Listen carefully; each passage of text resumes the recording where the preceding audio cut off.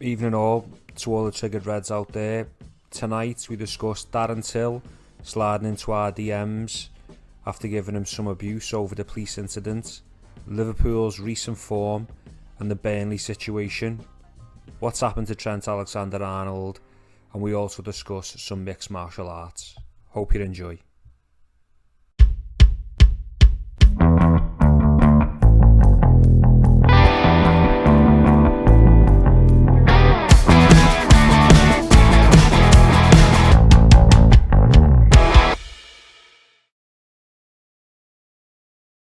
I'm doing it on Windows as well.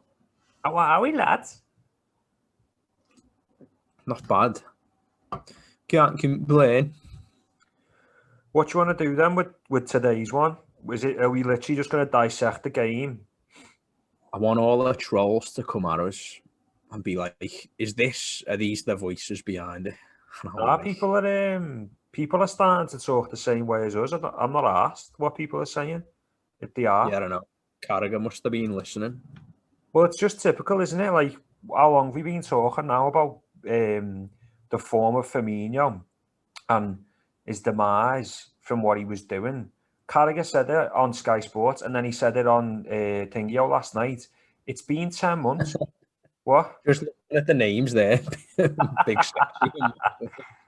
By the way, anyone that ends up watching this, they're not our real names. All 11 people who will tune in. Yeah, 10 of them will be Matt. Yeah. Well, what I was saying there about Carragher, I don't know if you noticed last night, because there's no crowd, you can hear every breath on the mic. And Martin Tyler, fuck me, mate, he must have COPD, that cunt. You hear him like every 10 seconds,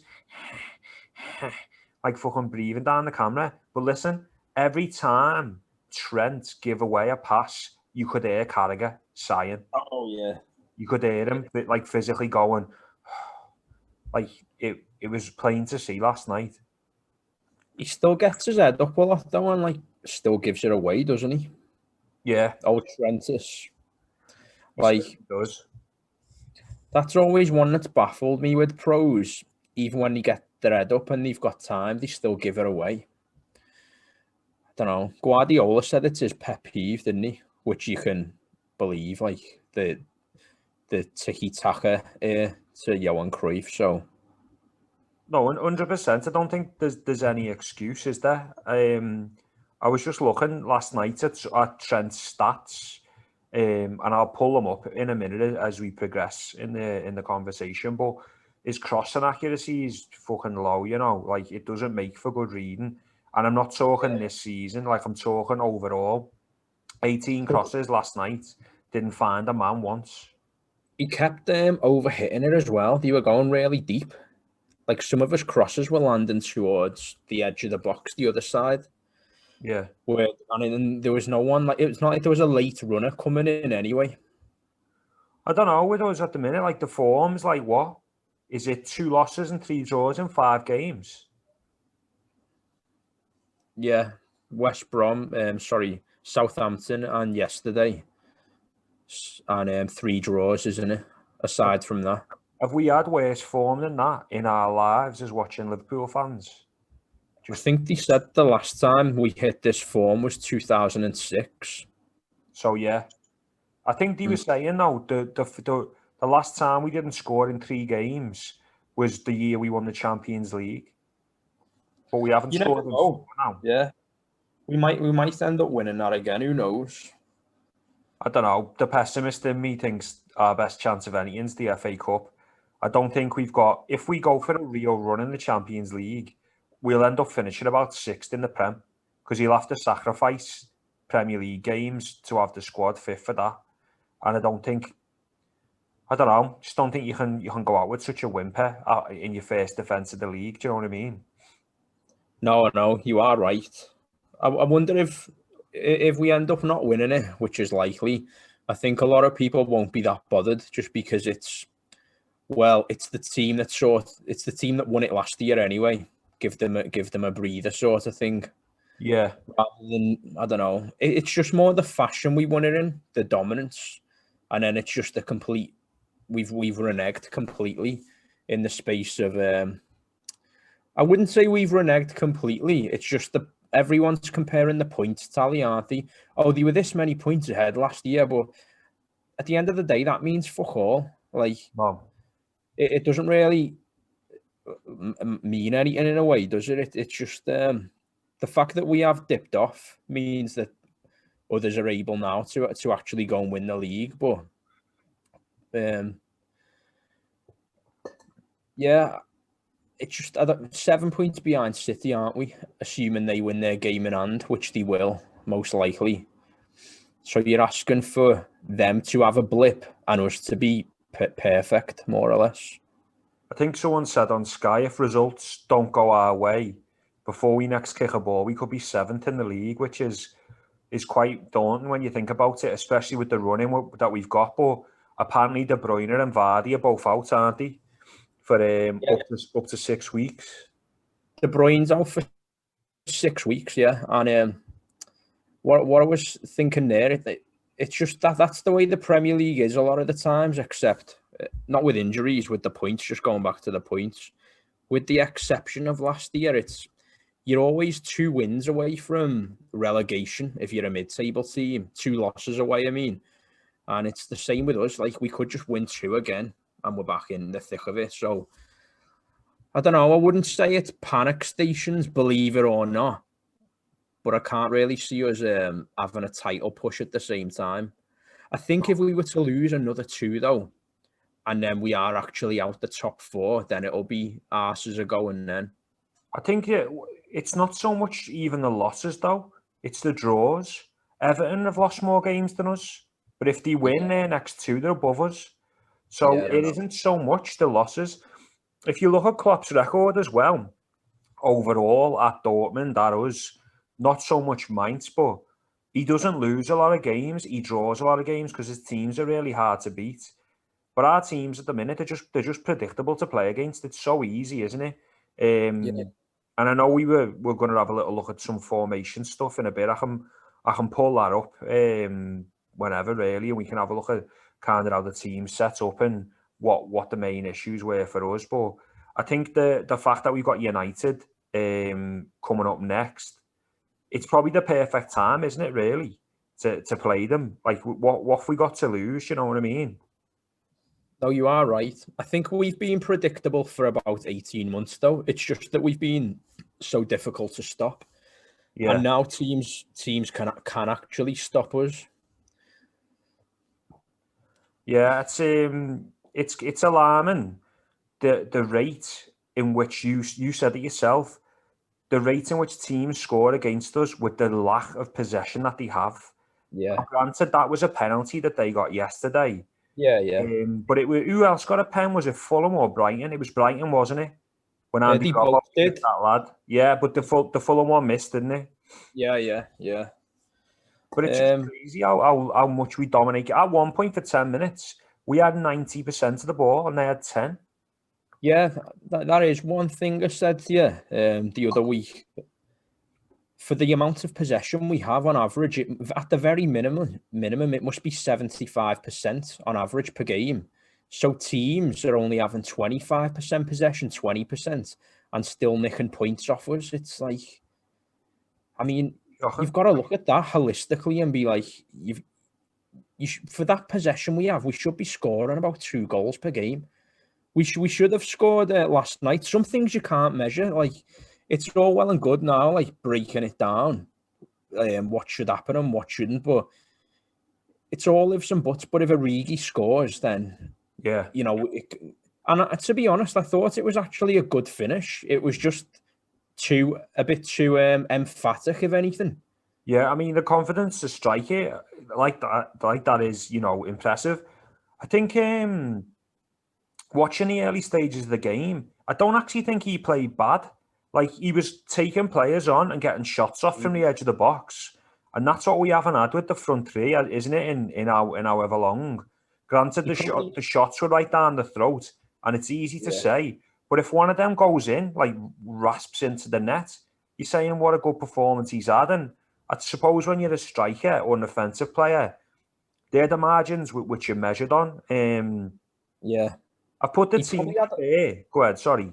He probably had a point to prove, didn't he? But it's just he's still, even though we're praising him there, he's still not good enough as the sub, is he? Like, No. we've had him for 6 years now, 7 years this year, and he's still our go-to.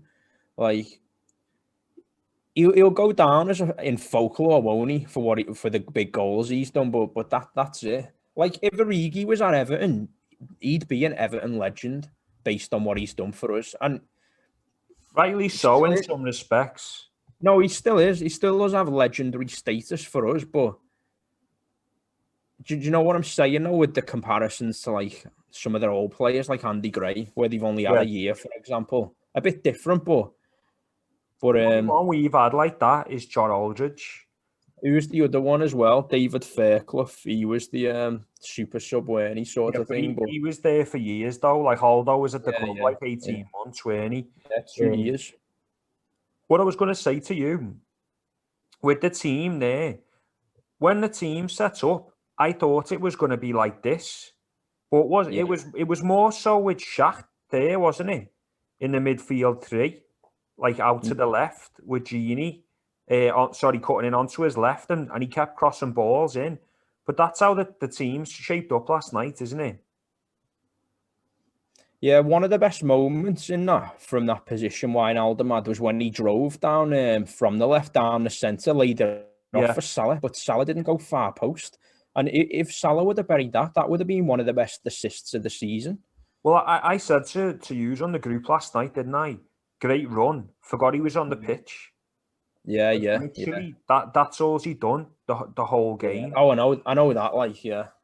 Like he was a proper ghost, wasn't he? But I was quite interested in this lineup because that front three, or a swap with the Ox and Shaq, whatever, they played against Everton last year and ran riots on them. Do you remember? Yeah, well, it was the same front three against Barca, weren't it? Yeah, it was. Did Mane play in that game? I don't remember. I can't even remember Mane, but I know Salah kept panning to Salah, didn't he, and saying, "Don't give up" or whatever it had on his top. Like, he must have bought it off fucking Gary's stall outside the ground, that one. Yeah. Yeah, I know what you mean, though. See, if you just look at that team there, though, you can't complain, can you? Even with the changes. But I think Oxlade-Chamberlain's days are done in terms of what he's known as. Like, he doesn't really seem to have that drive in him anymore, where he can just burst past a fullback or a defensive midfielder. Remember, he got the ball against City a few years back, drived into their left back position and just nestled it bottom corner. Yeah. He just hasn't done that. Didn't we go to the build up before that game as well? Or was that the Champions League?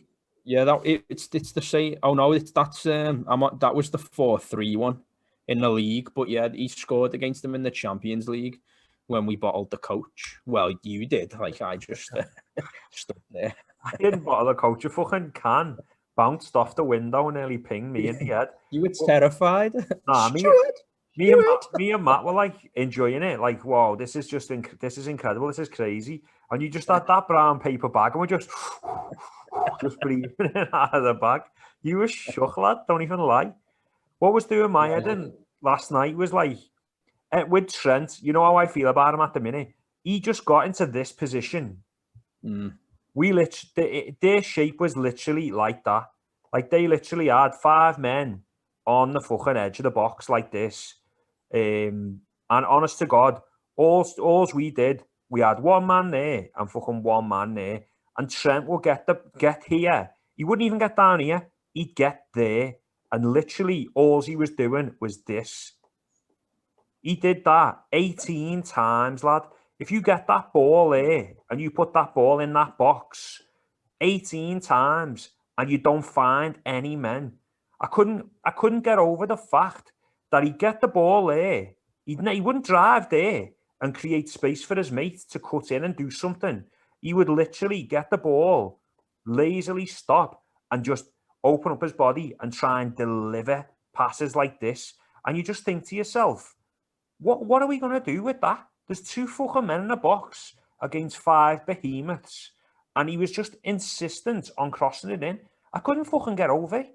And Carragher was, you could, as I said to you, you could literally hear Carragher's breath of he was sighing it, and he won't say Trent because Trent's scouse and all that. He wouldn't go, Trent's having a bad game. All he would say was, Liverpool are really exposed down their right side. He was like, just call him out, you shitbag. Like, I know you're close to the club and all the rest of it, but let's have it right. Like, Andy Robbo on the left, granted, he's not having as many good performances this year, but he gets past Mane. He's constantly past Mane. And then Mane's got the space to come in. And with fucking Trent, he just never, ever gets past his winger anymore and just crosses from deep. I can't understand it. Yeah, and out of the two, he's the more athletically built as well, isn't he? You think he's built for the modern day fullback running back and forth non-stop. But yeah, when was his last great game, if anything? Was it Leicester away maybe after the World Club Championship? I know that's a bit of an unfair comparison because he was man of the match by a mile that night, but yeah. Who did he have an assist with in his first game back this season? Was it Palace? It wasn't, was it? Who was it? No, it was at Anfield. I know what you mean. No, and he come on and it was like, I think it was Leicester, maybe.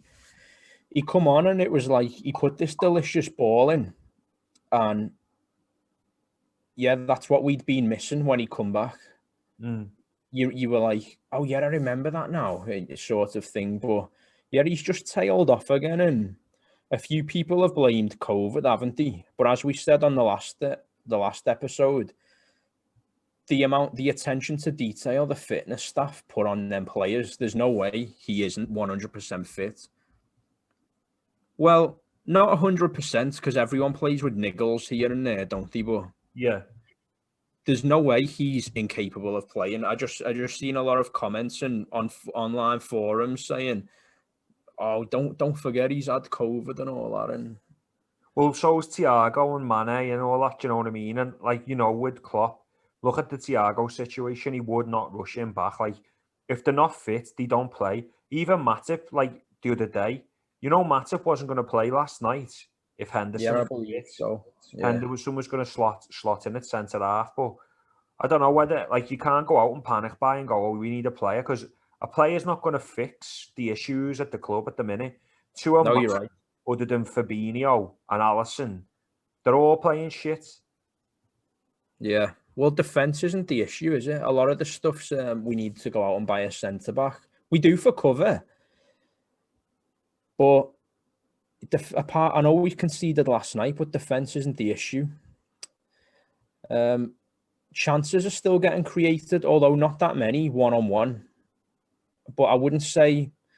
You can't really say you need to go out and get another forward based on the forwards we've already got either. So it is a bit of an enigma at this moment in time. Wrapped in a riddle. I go back to what we said last week. Is it just the end of our cycle? Is it petering out? Yeah. I thought we might have got another year at absolute peak form because we sold no one and signed Thiago. Whereas in the past, whenever we pushed for a title or almost won a big trophy, we sold Alonso. We'd sell, who's the other one? Suarez. Yeah, but specifically Alonso, Suarez, because we pushed for the league in them seasons. We then sold like two of the best players from each team. And the season we came second to City, we kept everyone. Signed Fabinho. I think he was that season anyway. And then again, last year, we kept everyone after we won the league. So is it just down to it's part of football's life cycle and 3.5 years of perfect form nearly is just coming to an end and it's someone else's turn to have a throw at the dice? I mean, it certainly could be. Yeah, like they were saying last night, weren't they, that team's literally been together since the Champions League final that we lost. Barring one or two omissions to the side, and that's brilliant. That is brilliant. But why we feel like we at the minute, Liverpool fans probably feel quite hard done by, and people will be watching, Everton fans, whoever, be watching like you have literally won everything. Like, chill out. Like, if you don't win it this year, you don't win it. Like, you've won everything. But it's probably because like we lost in that Europa League and League Cup final, then we lost in the Champions League final, then we won the Champions League, and then let's have it right. We won the Prem last year, but did we? We haven't even been able to celebrate winning the Prem. Do you know what I mean? I know, yeah. Like Yeah. days in Liverpool supporters club where you're biting your nails and you fucking Mignolet does a double save against Stoke, or like you score like in the derby, like, and you're at 20 pints deep, getting your second kebab of the night, like in your case. Wow. Half a wicket for you. Well, you know what I mean? They're the moments that you cherish, and you couldn't get to fucking. We didn't get to do that as fans who've waited, 30 years for a fucking title. So I think this year, look off, you were down the dock on horseback with our Joe. I think this year we were thinking, right, push on again, get it again, and we'll celebrate it as we should celebrate it.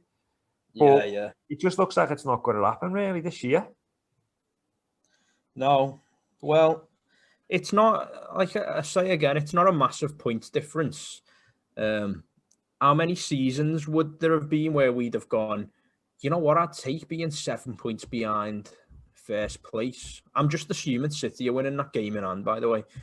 You would have taken that many times, but it's just the fact it is Man City. They're not gonna have a blip, are they? No. I can't see them having a blip, and I don't think we're going to. Hello, Trent. I don't think we're going to. Have we got another, like? Can we win 16 out of the last remaining games? It doesn't. We can't even win one out of the games at the minute. So I don't know. I'm not too confident about this United game though, coming up Sunday, and not only because it's United in the FA Cup. United at Old Trafford. It's just our history in the FA Cup's just so dire. Yeah, I think most seasons we don't really need to go for the FA Cup, do we?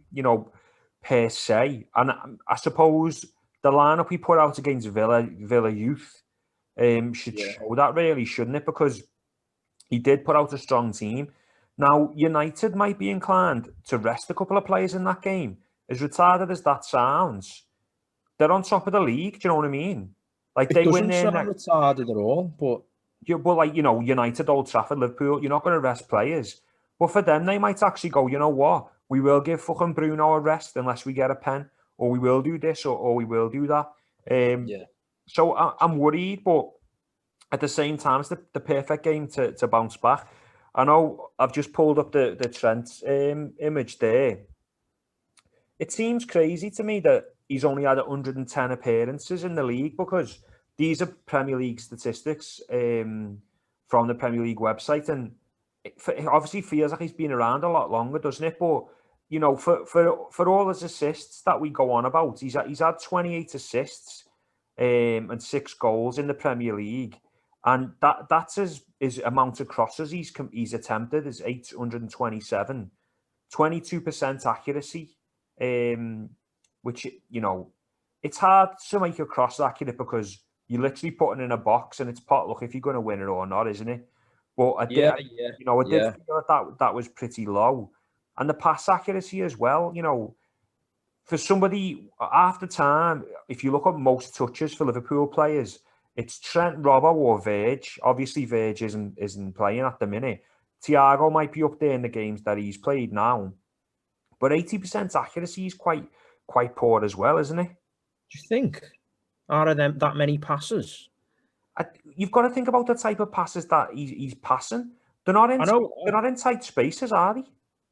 No, a lot of them will be to the right-sided centre-back just for the angle. But I still think, that means he's not giving the ball away like 4,000 times. He's not giving it away, so... Yeah, he shouldn't be giving it away. He's a fucking professional. Yeah, I know, but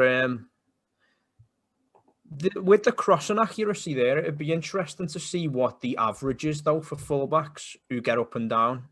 Yeah, apparently it's Lucas Dean, isn't it, who's got the highest accuracy?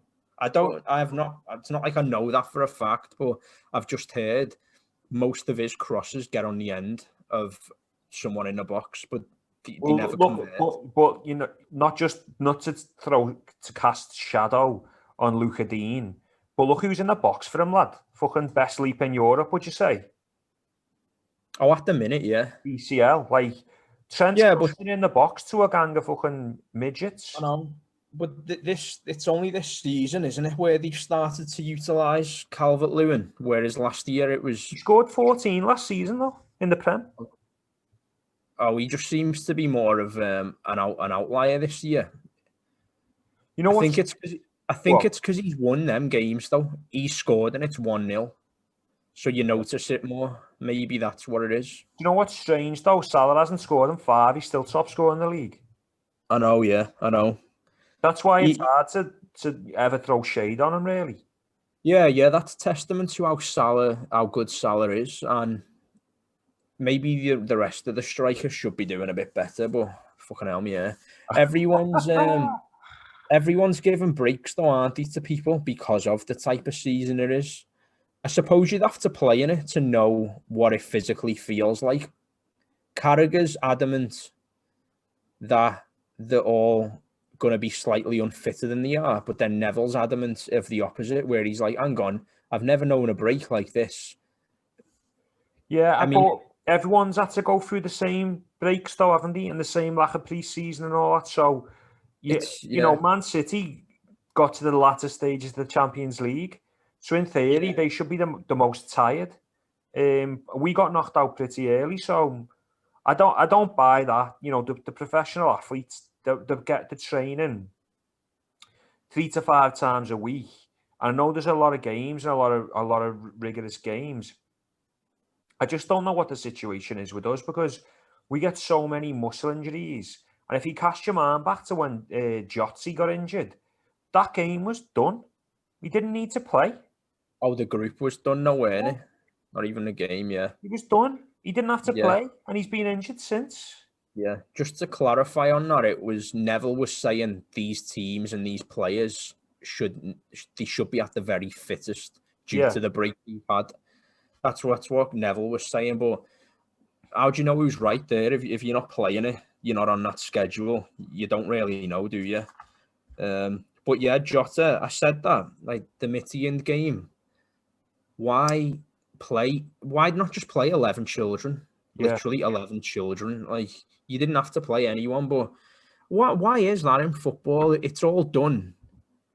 Usually you might go, oh, fans have bought tickets, so you can't sell them short. But there's no fans in the stadium this time, and he still played Jota in that. And to be honest, by the way, if we were 10 points clear in the league now, I'd still say this. Why play people in that game? I'm not just saying it because we're on bad form and now everyone's digging for an excuse. Why are we off form? No. If we were 10, 15 points clear, no danger, I'd still be like, why is he playing them against Mitty? And I'd still say that now. Yeah. Well, it's like the Villa game. Verge was playing. Gomez was playing, weren't he? It was only Adrian, wasn't it? That was in goal. We got beat 7-2. Yeah. So, you know, from the first kickoff, the first game we played this season, Leeds, lad, cast your mind back to that. We were fucking shit in that game, and we were fully fit. Yeah, we only won that because Fabinho was clever going down. He didn't dive, but he drew the foul in and got the pen, and that's the only reason we won it, really. I know, but literally every pass they did, they were in. Just, I don't know, like whether, like Suey said, Klopp's going to find out what type of player he's got now. Like, who's a character, who's a leader. And until we won the Champions League, I know you and I know me, the realists, were saying, who's the leaders in that team? There was questions on Hendo. You had Verge, that was it. That, you know, there you go. Who else is there? Milner, but he doesn't play. Yeah, and you know what? I'd be starting him against United, lad. 100%. You need some bite over any of them. You need some bite in that midfield. I must sound like a fucking Neil Warnock type football guy, the way I've gone on here. I don't like skill. I like fucking determination. But you know what I'm saying. Like, in that midfield, I'd have on Sunday, the Ox has to start. Joking. I'd have Thiago, Milner, and Gini, or if Hendo's fit, Hendo. Milner up front, though. Milner up front, yeah. And Thiago left back. But people are starting to throw shade on Thiago now, you know. He's slowing down the play. He's doing this, he's doing that. People said the same stupid bullshit with Coutinho. He said he slows down the play. Fucking well, you don't always have to play it at 100 miles an hour, do you? No, look at David Silva and De Bruyne. And Thiago might come in, he might not do anything, and he might go at the end of like 2022 or something like. Let's just put a hypothetical. Say he fucks off 18 months from now and he didn't do anything. He was still the right signing to make at the right time based on the player he was and the form he is. Yeah. So I'm not saying saying he hasn't delivered or anything, but if he does turn out to be a flop, the signing wasn't a mistake. Simple as that. I don't like. Jamie Carragher always says really big players, they don't play well for 90 minutes. They have 2 or 3 moments a game, and you go, he's a baller, he's a player. Thiago does that for me every single game. Yeah. The issue with him is he's trying to adapt to playing in a pressing position. If you watch him press, he presses too aggressively, and you get past him every time. Now he's a better tackler in terms of getting stuck in than I thought he was. But if he's playing next to Henderson and Fabinho, you're not getting through that midfield. I don't care. And in this next game, I would genuinely fucking hell I'm going to sound like Tony Pulis now. I'd definitely start Nat Phillips in there and bring Fabinho into the midfield. I'd play Phillips and Henderson or Phillips and Williams at centre half. And play Fabinho in the midfield. We said that was great. We're missing too much. We're missing his presence too much in the mid. Yeah, it's also stuff that you can't measure as well. So, like your dick. Say we don't. Classic Dave. Classic Big Sexy. No, mine's like that. It's about that, innit? You saw it in Barcelona. What would you say? We'll get our Joe on the next podcast and he'll tell you what it's like. It's about me bell ends are about as fat as that microphone, innit? Like that. Oh, fucking hell, Steve. I mean Maximus. 4 inches on stiff it is. Way. Nah, what were we talking about there? Fucking hell, lad. It's hard, you said it's hard. Some things are hard to measure. Yeah. So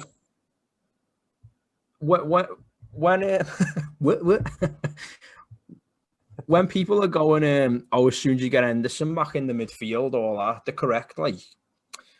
And I was going, the defence isn't the problem. We're still not conceding. It's 0-0. But it's the stuff you can't measure. Like you can't measure someone's influence in a game, can you? By stats. So let's say you put Nat Phillips in centre back Sunday with Matip, and you just moved Henderson forward again or Fabinho.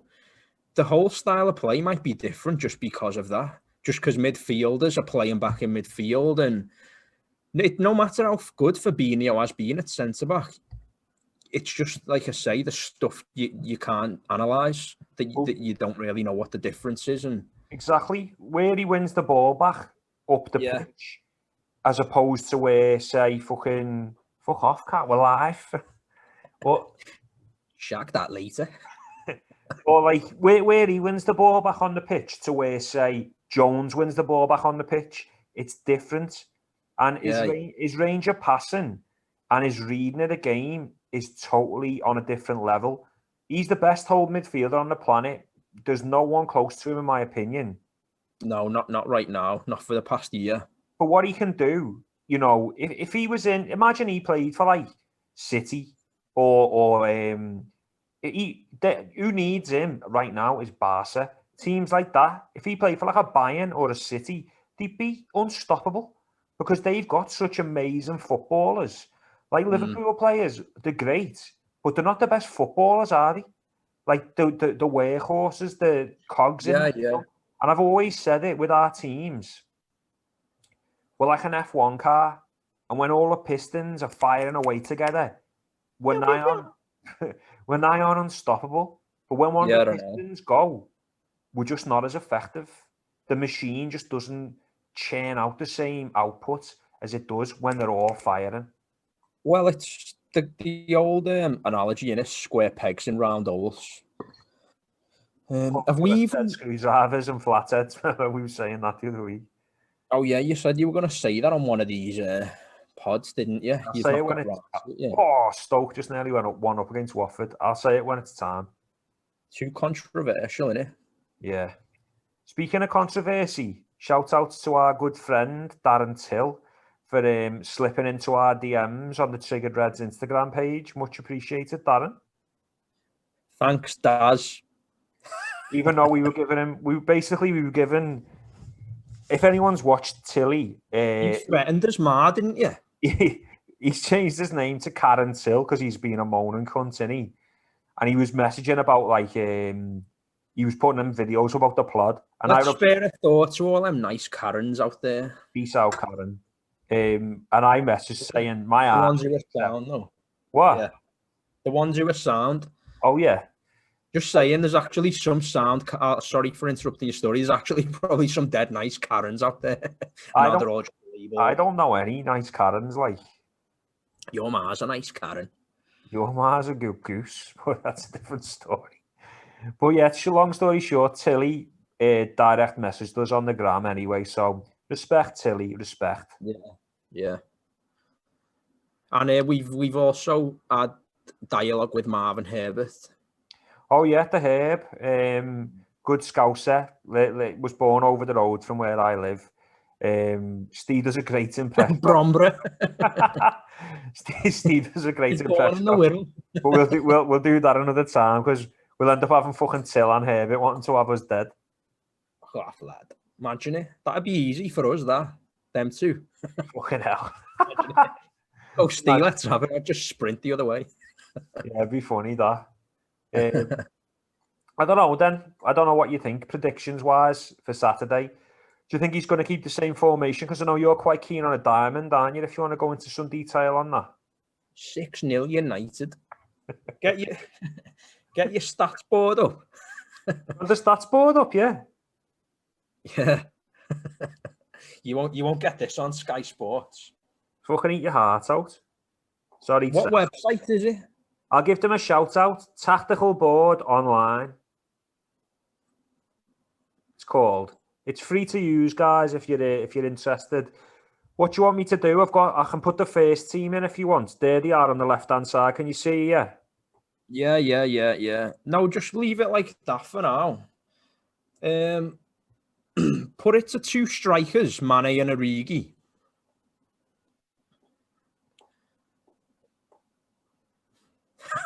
That's pretty much it.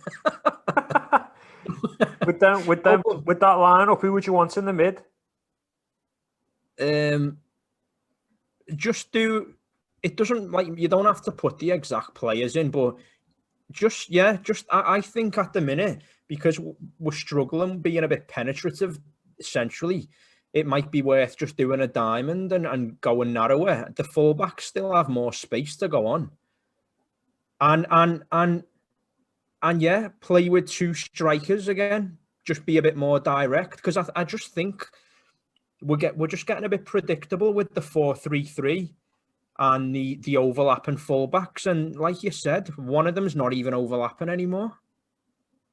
Yeah, it's a fair point, and for me, I'd be certainly up for that. I think we need someone here in the 10, don't we? Whoever that's going to be. For me, I'd have that. Go on. That's where a Coutinho would have been nice, an advanced type Thiago player. I'd have it with the team we've got. Like if they're all fit, this is how I would have it. Yeah. Fabinho in there, he can come out. I'd have Hendo there. He can come out as well. I'd have Thiago there. And I suppose you'd have to still have Genie there, wouldn't you? Oh, yeah. I mean, not dedicated. I'm people are probably slating it because it's a 4-4-2, but it's not. It's a 4-1-2-1-2. 2-8-6-3-1. And the strikers aren't dedicated in my mind when I'm thinking of this. Now, I'm not saying it's better than what we currently play. I'm just basing this on the fact we can't get it. We can't buy a goal at the minute. So what's the solution? Keep knocking at the door, doing the same old until we finally knock one in from a pull-back cross, or... I like it because if you've got this type of formation, right, when the fullbacks do go, like as they will go like that, and the centre half split as they will. Well, it changes nothing, does it, about the centre backs and the defensive mid as what he does now? It doesn't change that.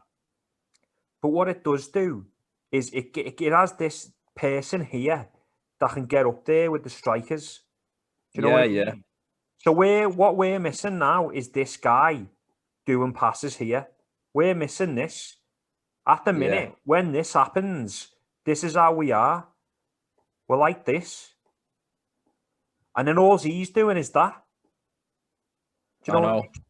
Whereas if we do the he's further up, they're tucked in. You've got enough cover there. If the ball breaks for whatever reason, he can just scurry over there easy enough.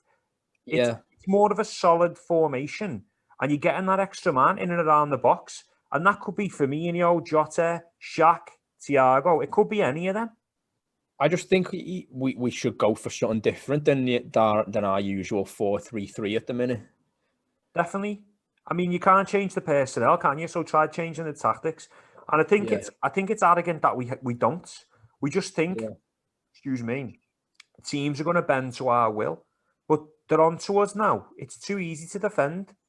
Like, it's meat and drink for them Burnley players, isn't it? The way they have to defend against us. We said it 2 weeks ago, and you could play Burnley 6 months from now. West Brom, it doesn't matter.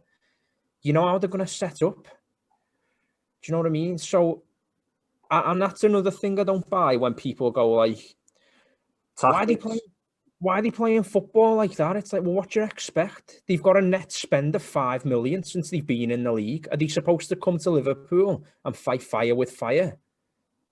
No, they're not. What the fuck are they supposed to do? And I don't even...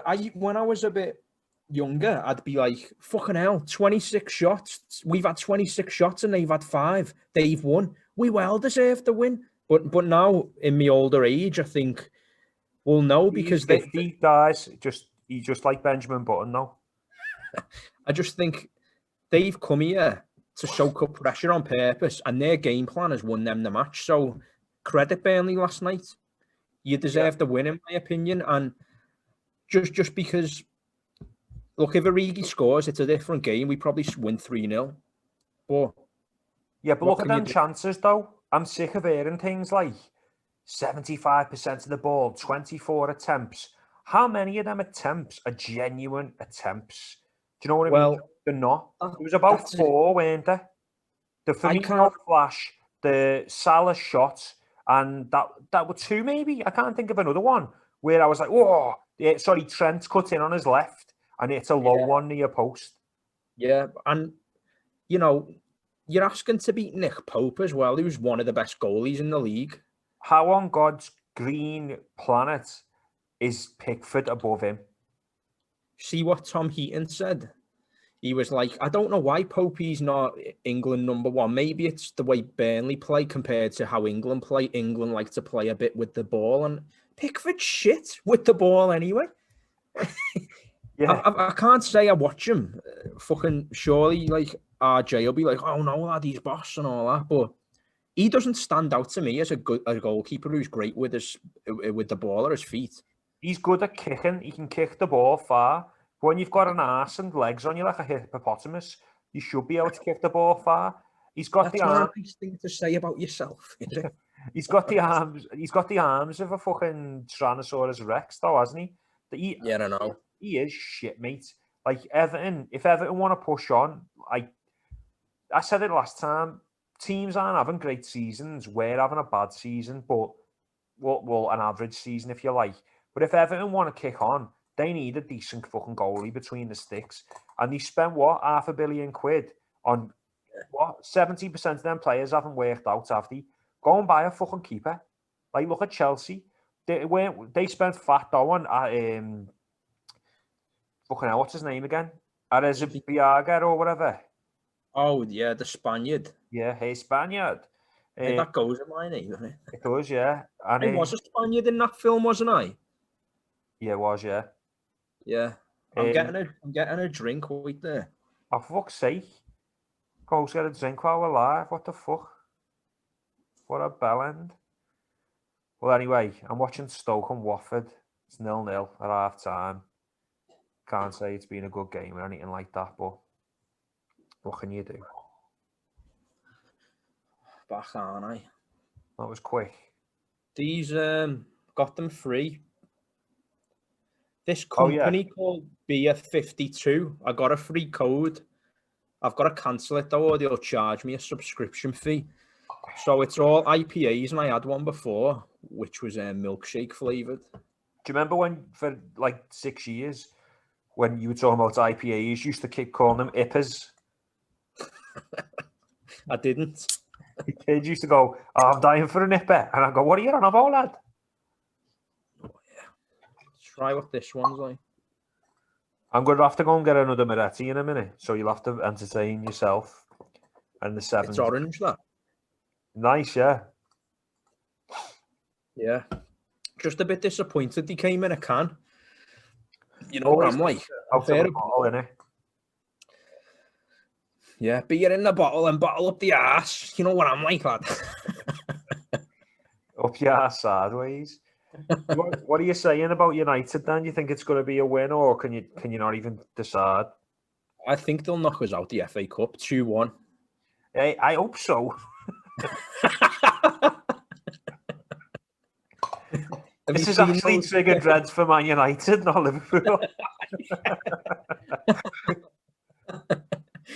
I've thought about that, you know, like we might get follows on our page from like Manx going, oh, these lads know what they're on about. Like, especially because 80% of the fucking followers are Manx, telling you. Yeah.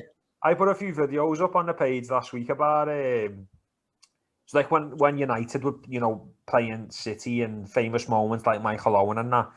Just for anyone that was wondering where we went for a few days, we got banned and we don't really know why, but some snow we got banned on the gram for 4 days. We literally couldn't navigate on the page, so we do apologise for not responding to any inboxes for follows and what have you. But yeah, we got shadow banned by fucking Instagram. What a time to get banned when you're DMing Tilly. The middleweight contender of the world as well. And Herbert must have been beside himself because I know he was really. Oh, these lads been banned. What, Dad? They'd be fucking good. Herbert's shook. Look, Marv, if it can happen to us, it can happen to anyone, mate. Yeah, be careful what you say out there, guys. You know, don't put any content up that might get some views because they'll find a way to take it down. No posts got took down that had hardly had any views. This one was up to £1,000 nearly. Bosh, to get it right down off the channel. So thanks for the support on your local podcasters, guys. Everyone's going to be wondering what was the post, so you may as well tell them. Well, it was Steve's sex tape. That's what it was. The 22nd miracle, fucking Sorensen. It was called two girls, one Steve, and that was it. That it was at It was called One Maximus, One Glass. It was fucking hell, Tanguy and Dombele's screamer that he scored the other day. Yeah, I'd literally just recorded off the telly live and put it up. And was that against Burnley? Oh no, Southampton. It was. Right. And I just said, "Oh, what about this for a goal?" And within like half an hour, there was like 500 views on it and more profile interactions than we'd ever had. And then later on the same day, we played United, and I put up a clip of Fernandez's free kick that missed the post that had about 50, 100 views, nothing. That one was allowed to stay up, but the Ndombele one was pulled down for inappropriate IP address.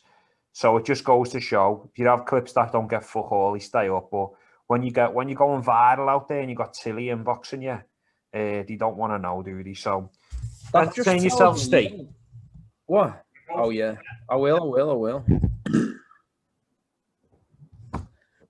Oh my God, you see that ghost there on his screen? That just tells me though, he's obviously tagged different tags for the Ndombele post he's done compared to the Fernandez one. That's got more views.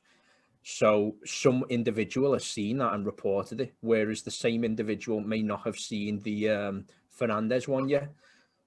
It's got 10 times less exposure than Ndombele. Maybe someone will see that and report it. So who knows? They'll report the Fernandez one. I was hoping you'd stay out there.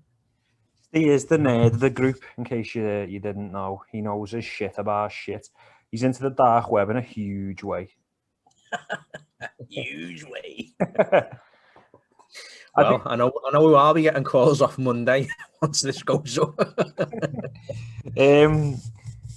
Just quick, I know we're going off on a tangent about the game and that.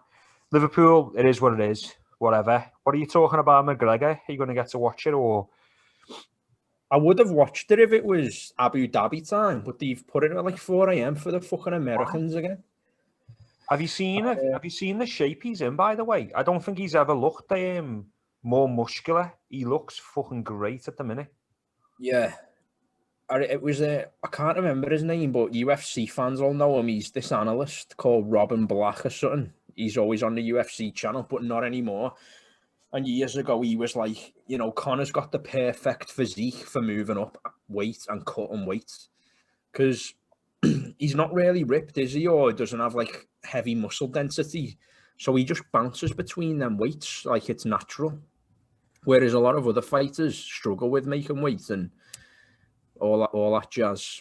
So, yeah, he does look good at the minute for this way. I thought he was fighting at 170 when I saw him. I know, well, exactly. He looks massive, but it's 155.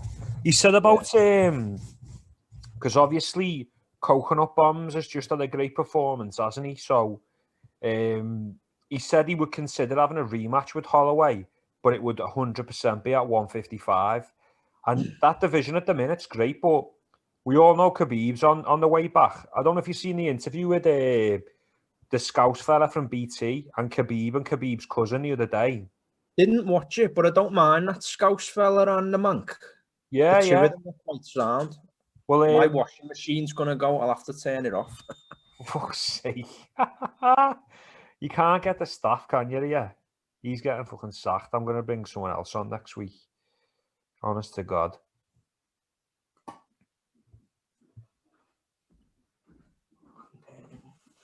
You're just washing his lingerie anyway, aren't you, Steve? Fucking pain in ass. I Yeah. had an accident. That's why I've had to put the washer on. Again. Yeah, this Mank fella, Scouse fella, had an interview with BT. Yeah, he was interviewing. It was Khabib's cousin, and he had the woolly hat on, and he just won. I think it was his UFC debut by submission, and he was trying to interview the lad, and Khabib was stood next to him, and the lad, he was like, yeah, so the lad was trying to dumb down his Scouse, so he sounded like you know, Plazzy Scouser. So he was like, sorry, you are recording, aren't you? Yeah. My Windows recording's expired. Fucking hell. Honest to God, you're just pulling this podcast down with your amateur antics. And he was going, he was dumbing down his Scouse, and he was like, so, you know, how was your performance there, you know, submission? And then Khabib was like, your English is no good, to like his cousin. And then Khabib was like interpreting. And he kind of turned his attention on Khabib then and was saying about how hard is it for you to go to stay retired. And he's like, it's very easy for me. I stay busy. Like, you just imagine Khabib down the Aldi, like getting his munch shopping, like keeping himself active. But what's a bit of a piss take? And if you're a UFC purist more than an MMA purist, this will probably grind your gears. But that Chandler's come in And I'm not sure if he's coming from 1FC. We'll have to ask Lou about that. He knows his shit on the RUF. But he's come in and he's number one contender already. And he's fought nobody. And he's fighting Dan Hooker on the Conor card. I'm positive it's Hooker. I'll just check that in a sec. But Hooker's on the rise and he's in the same gym. What are you laughing at, you freak? I was just thinking of when Conor McGregor called out Paul Felder. Oh, yeah. He can get it. And Paul was like, well, if he wants it with me. And everyone was like, why did he just call out Paul Felder? Paul Felder was fucking shitting his kicks. But, yeah, he's fighting Hooker. And Hooker was saying, like, Hooker's one of these, he sounds dumb. He's from New Zealand, no disrespect to the Kiwis, but he just sounds dumb. And he was saying, like, Chandler's come in, literally fought no one. When Khabib choked out Gagey, Chandler was a reserve. Did you know that? No. So he'd been brought in for 1FC and was a reserve for if Gagey or Khabib got injured in that fight. So would that have been a title fight, though, or just a... He probably would have reneged the title from that, but if you're fighting at 155, you've had 20 fights, 15 fights in the UFC, you can't get a fucking title shot. And this comes in from another division. How pissed off would you be? Yeah, it's sly on Tony Ferguson like that, isn't it? Because he'd won 12 or something on the spin and then, you know, just couldn't extend the run. And now he's lost 2 on the bounce. But he never got the Khabib fight. That fight was cursed, wasn't it? Yeah, Every time it got booked, it was cursed. He kept saying it's like the curse of Brooklyn. Every time a fight would get booked in Brooklyn, in like the Net Center or whatever it is, it got cancelled. That's it. The Net Center, the fuck. It got cancelled like every time. So, I don't know, it's interesting. And I don't even know if I'm going to get a chance to watch it, if I'm honest. I'll just watch it the day after. I think McGregor will do him easy, to be honest. I don't really see what Poirier is going to bring. You have to be a bit of a... I don't know, like, McGregor's just too good. Like McGregor said himself, you need to come with a different physical attribute to actually trouble me. So if we're the same size, I'm not gonna get troubled by you. No, and he seems in a good mentality at the minute, doesn't he? I think Poirier is much better at 155 than he was at 145. But you went through that phase. You just kept calling him Poirot, didn't you, for about 2 years? You like Dustin Poirot, and I was like, "What are you on about? That's a telly show, Poirot." I think that's the main clutch at the straw is people saying it's at 155, so it'll be different than the featherweight fight. But McGregor's better at 155 than he is at 145. Yeah, I know he lost to Khabib at 155, but his best performance is against Alvarez at 155. He cleaned the featherweight division out, of course, but at 155, McGregor, now that's a bit of a stupid comparison because he'd have 10 pounds on himself. I was going to say he'd beat himself at featherweight if he was at lightweight. Obviously he would, but I just don't think any of the analysis the pundits are stretching for is relevant. He's already done him in 1 round years ago. The fight out of his rematches, if he makes it, that'll trouble him will be Holloway. That one went to points, and Holloway has only got miles better since then as well. 100%. When he fought that, is it Ortega? Brian Ortega. He fought him, Holloway, and Ortega was like, he might. I wouldn't say he wasn't like in no way gonna do Holloway in, but it was like he could win this or Holloway could win it. It was almost a 50-50 fight, and Holloway just battered him. Like his face physically changed in the fight. So Holloway McGregor, I think that'd be an interesting one. But I want to see McGregor go to 170 again and fight Covington, fight Masvidal. I'm not really bothered about the 155 division. The 170 is a jump, though. He's fought at it already, hasn't he? Yeah, but he said it himself, like fighting. It wasn't so much the weight because he looked fantastic at 170. I think he's been walking around at 170. They absorb the power more, the 170 pounders, yeah. I think the problem is with Nate Diaz, his brain's like made out of rubber. So like if he hit a normal man with a normal brain, he probably hurt them. But he hits Nate and Nate just like, duh. Like he's just away with the fairies. I know Nick Diaz was meant to come back, weren't he? But them two just get raved about for the cardio. But if you want to go back to football for a minute, if Nate Diaz's MMA record was a football record, it'd be 10 fucking wins and 10 losses. Yeah. Yes. It's worse than Artem Lobov's. Remember his tag was like Russ Hammer on Instagram or whatever. But he beat Paulie Malignaggi, didn't he, in a bare knuckle match? Yeah. I watched that. You went out on a night out with Paulie Malignaggi. Oh, it was mad that. We ended up running into fucking Gascoigne and everything up at Middlesbrough. It was Middlesbrough. Fucking hell, me, the Russian Hammer, and Gaza out in Teesside. Yeah, Lost his virginity that night as well. It was like, what, 10 months ago, something like that. Yeah. Yeah, he was boss. Well, what's funny about the UFC, they're the only organisation that has profited from COVID, because we've had more events this year than in any other year. And that W Hotel where they go, have you watched any of the Embedded? Yeah, this week. Yeah, like 3 of them, not all of them. Like, I'll get on them tonight. Yeah, that'll be me. Crafty ham shank and a couple of the embedded. Steve likes that, waiting for his Just Eat to come, but yeah, fucking. Oh my God, I've just had my mind blown. I've just seen Stephen Fletcher. Do you remember he was at Sunderland and he had that hair transplant? Isn't his dad a Scouser or something? Oh, I don't know.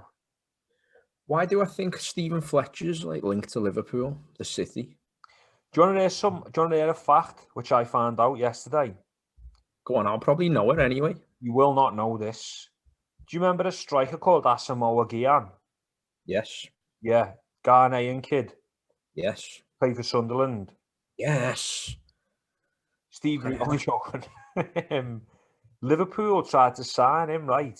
They contacted him and offered him a contract. And he said to him, we're selling Fernando Torres. We can't sign you until we've sold Fernando Torres. We want to offer you this contract. Sunderland coming from him and said, we'll offer you the contract right now and you can sign for us immediately. And we were offering him a deal, apparently, as early as the summer transfer window. And what happened? But we were saying, we will sign you in January when Torres goes. All right. So he said no. What I'm trying to say to you is this. Imagine we signed him. We probably wouldn't have signed Suarez. Yeah, that doesn't bear thinking about. But would he have been like the Andy Carroll, though? Asamoah Gyan was all right. Like, he was powerful. He was decent. You know, especially for that time, Sunderland had Darren Bent as well. Mm-hmm. And he just had Jibril Cisse. Yeah. So this was 2011, isn't it? 2010. No, it was 93. Yeah, this is out of his mouth, by the way, out the horse's mouth. You can look it up.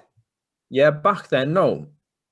Like, if we sign someone like that now, you know, Klopp's got that ability to make a 3.5, a 3.5-star player to a 5-star. Yeah. Whereas back then, we had no plan, like, so that would have been shit. No, it would have been, and, you know, we sell Torres there, and we sign Suarez and Carroll, and it echoes of we sell Coutinho and we sign Virgin Alisson. It was that kind of scenario. But when we signed Coutinho and Sturridge, what was that, 20 million for both of them? Yes. Don't know if there's been a better £20 million spent. You go a long way. Well, maybe Lazar Markovic, that might be up there, but...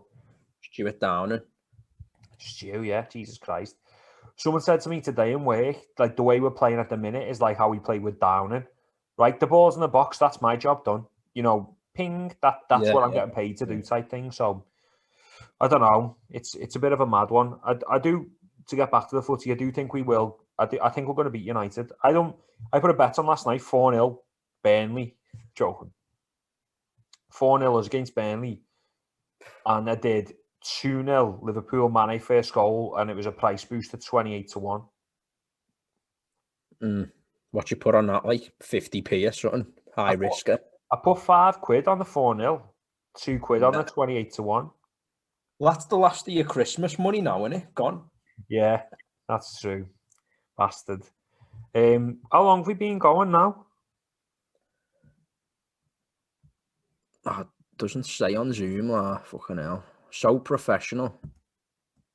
Yeah, well, at least I haven't had to go and fucking take me washing out and all that. But do you want to call it a day on the recording? Yeah, we'll do that. Are you gonna sort it then? Yeah, I'll sort it. Sound. I'm sure we'll get up to 6 minutes of watch time this one. We're on video now though, so it might be different. Well, yeah, we'll stay on the camera and we'll have a conversation when I stop the recording anyway. We'll have a bit more than that. Hey.